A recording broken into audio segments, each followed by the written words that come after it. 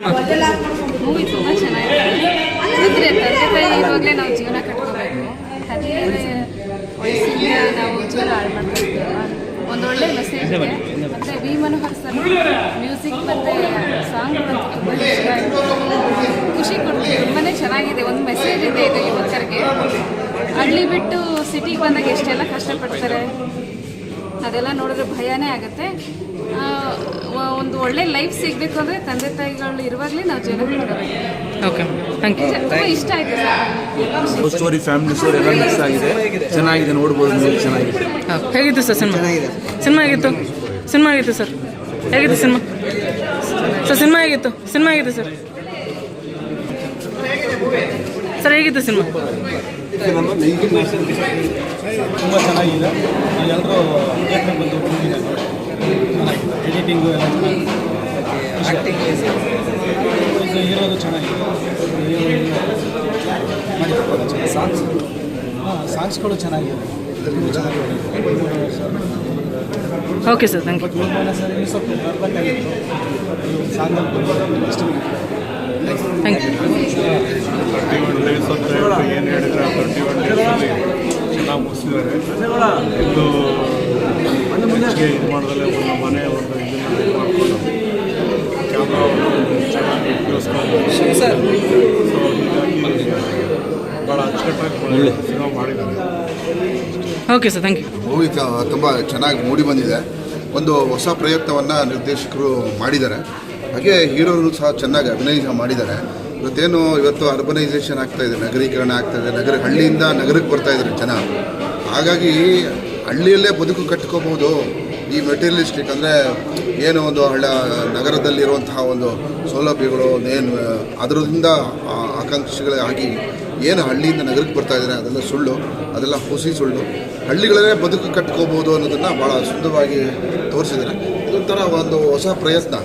ಏನು ಒಂದು 31 ದಿನ ಗಂಡ ಹೆಂಡತಿ ಆಗೋಕ್ಕಿಂತ ಮುಂಚೆ ಇವಾಗೇನು ಡೇಟಿಂಗ್ ಎಲ್ಲ ನಡೆಯುತ್ತಲ್ಲ, ಆ ಕಾನ್ಸೆಪ್ಟಲ್ಲಿ ತಗೊಂಡಿದ್ದಾರೆ. 31 ದಿನ ಒಂದು ಜಾಗದಲ್ಲಿದ್ದು ಒಬ್ಬರನ್ನ ಅರ್ಥ ಮಾಡ್ಕೊಳ್ಳೋದು, ಆಮೇಲೆ ಬದುಕು ಕಟ್ಕೋಬೋದು ಅಂತ ಒಂಥರ ಒಂದು ಕ್ರಿಯೇಟಿವ್ ಆಗಿ ಯೋಚನೆ ಮಾಡಿದ್ದಾರೆ ನಿರ್ದೇಶಕರು. ಏನುವೇ ಒಳ್ಳೆಯದಾಗಲಿ. ಮೂವಿ ಎಂತು ಅಂತ ಅನ್ಕೊಳ್ತೀನಿ. ಅಪ್ಪು ಸರ್ ಆಶೀರ್ವಾದ ನಿರಂಜನ್ ಸರ್ ನಡೀತಾ ಇದೆ.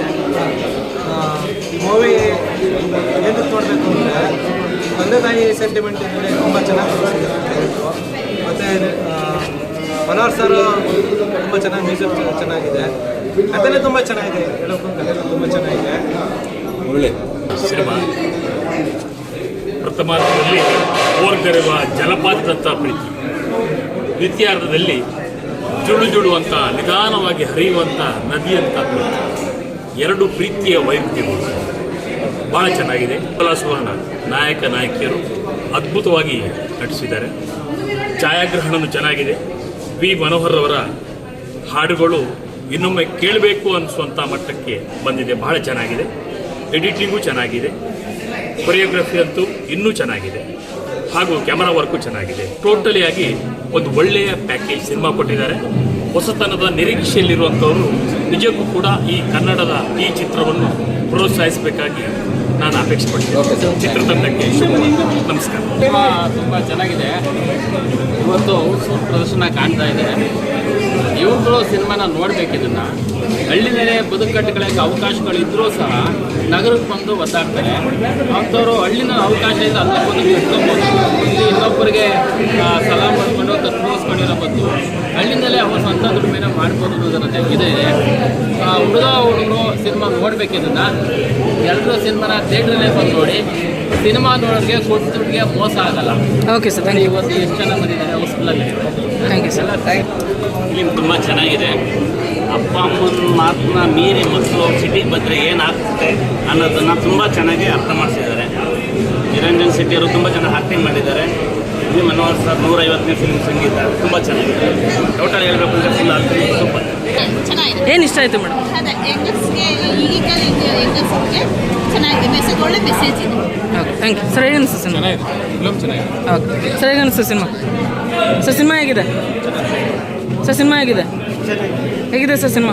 ಮೂವಿ ಚೆನ್ನಾಗಿದೆ. ತಂದೆ ತಾಯಿ ಕೇಳಬೇಕಂತ ಮೆಸೇಜ್ ಚೆನ್ನಾಗಿದೆ. ಸರಿಯಾಗಿದೆ. ಮನಸ್ಸು ಒಂದಾಗಿ ಒಳ್ಳೆ ಚಿತ್ರ ಇದೆ. ಹೇಗಿದೆ ಸರ್ ಸಿನಿಮಾ? ಹೇಗಿದೆ ಸಿನಿಮಾ? ಹೇಗಿದೆ ಸಿನಿಮಾ?